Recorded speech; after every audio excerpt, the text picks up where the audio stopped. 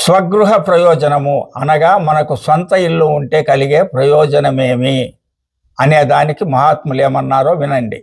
పరగేహే కృత సర్వాశ్రౌత స్మార్త క్రియా శుభాం నిష్ఫలాం సూర్యతస్తాసాం భూమి శాంపలమస్నుతే అని భవిష్యోత్తర పురాణంలో తెలియజేశారు. గృహము లేకుండా గృహస్థుడు చేసే సర్వ క్రియలు సిద్ధించవట. ఇతరుల గృహములలో నివసిస్తూ చేసే శ్రాత స్మార్త శుభకార్యములు యజ్ఞ యాగాదుల వంటి అన్నింటి ఫలము గృహ నిర్మాతకే తప్ప, అనగా గృహము కట్టించిన వారికే తప్ప, అందు తాత్కాలికంగా నివసిస్తూ శుభకార్యములు నిర్వహించిన వారికి చెందవు.